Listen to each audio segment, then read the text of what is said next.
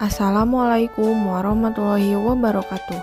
Pada kesempatan kali ini, saya akan menampilkan video mengenai analisis isu dan gagasan kreatif mewujudkan smart governance. Perkenalkan, saya Lina Nur Marlina. Saya adalah peserta pelatihan dasar calon pegawai negeri sipil di Kabupaten Majalengka, Angkatan 18 NDH 21. Saya berasal dari instansi UPT Puskesmas Kertajati sebagai bidan terampil. Pada hari ini, saya akan membahas 6 isu yang ada di UPT Puskesmas Kertajati. Hal pertama yang akan saya bahas adalah langkah pemecahan masalah. Pertama, dengan identifikasi isu. Kedua, menemukan isu prioritas dengan USG.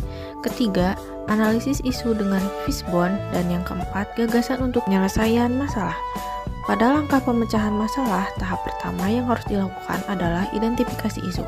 6 isu yang ada di Puskesmas Kertajati yaitu: 1. Masih adanya ibu hamil kek. 2. Belum berjalannya pelabelan alat yang sudah disterilisasi di Ponen.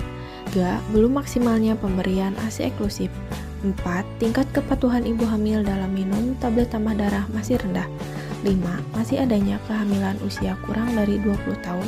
6. Masih adanya kasus BBLR. Fakta mengenai berbagai isu tersebut yaitu: isu pertama, masih adanya ibu hamil yang mengalami kek.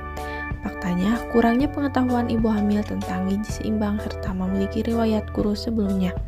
Isu kedua, yaitu belum berjalannya pelabelan alat yang sudah disterilisasi di Ponen.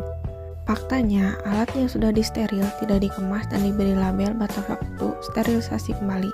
Isu ketiga, yaitu mengenai belum maksimalnya pemberian ASI eksklusif. Faktanya, kurangnya pengetahuan ibu tentang manfaat ASI DAP 1000 HPK. Isu keempat yaitu tingkat kepatuhan ibu hamil mengkonsumsi tablet tambah darah masih rendah. Faktanya, kurangnya peran serta suami atau keluarga dalam pemantauan minum tablet tambah darah. Isu kelima yaitu masih adanya kehamilan usia kurang dari 20 tahun. Faktanya, kurangnya pengetahuan remaja tentang kesehatan reproduksi dan bahaya kehamilan pada remaja. Isu keenam yaitu mengenai masih adanya kasus BBLR. Faktanya yaitu kurangnya pengetahuan ibu hamil tentang gizi seimbang. Langkah yang kedua yaitu tentang teknik lapisan isu. Jadi di sini saya akan menggunakan analisis menggunakan USG, yaitu analisis yang digunakan untuk memprioritaskan isu yang akan ditindaklanjuti dengan rentang skor 1-5 dengan indikator urgensi, seriousness, dan grup. Dari masalah-masalah ini dinilai dan didapatkan skor tertinggi yaitu isu belum maksimalnya pemberian ASI eksklusif, karena dampak yang ditimbulkan apabila tidak maksimal dalam pemberian ASI yaitu akan terhambat pertumbuhan dan perkembangan, anak cenderung lemah dan mudah sakit, serta beresiko menderita alergi dan obesitas. Pihak yang terdampak tentu saja ibu dan bayi. Tahap yang ketiga adalah analisis core issue dengan menggunakan fishbone. Jadi pada fishbone ini saya membuat bagan yang terdiri dari man, mesin, money, environment, dan method. Nah, pada man yaitu dikarenakan kurangnya pengetahuan dan keterampilan ibu tentang teknik menyusui. Tugas kurang memberikan penyuluhan dan ibu seorang pekerja. Sementara dari mesin, dikarenakan sarana dan prasarana serta pemberian edukasi terkait ASI terbatas dan tidak mudah diakses dengan cepat dan praktis.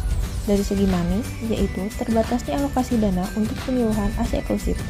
Dari metode, yaitu sarana penyuluhan dan edukasi kesehatan terkait ASI terbatas pada ibu yang datang ke Paskes dan penyuluhan serta media penyuluhan yang monoton. Sementara dari environment, yaitu kurangnya dukungan dari suami dan keluarga pada proses menyusui. Tahapan terakhir adalah gagasan kreatif yang dapat diusulkan, diantaranya 1. Dengan mengadakan sosialisasi manfaat ASI eksklusif dalam ibu hari pertama kehidupan. Yang kedua, dengan membuat media informasi yang menarik terkait ASI eksklusif. Yang ketiga, yaitu praktek cara breast care dan pijat oksitosin pada suami atau keluarga. Pada video di atas, saya dapat meraih kesimpulan bahwa pengetahuan mengenai manfaat ASI sangat penting karena generasi yang sehat dan cerdas adalah aset negara di masa yang akan datang. Sekian video dari saya, mohon maaf apabila ada kesalahan. Wassalamualaikum warahmatullahi wabarakatuh.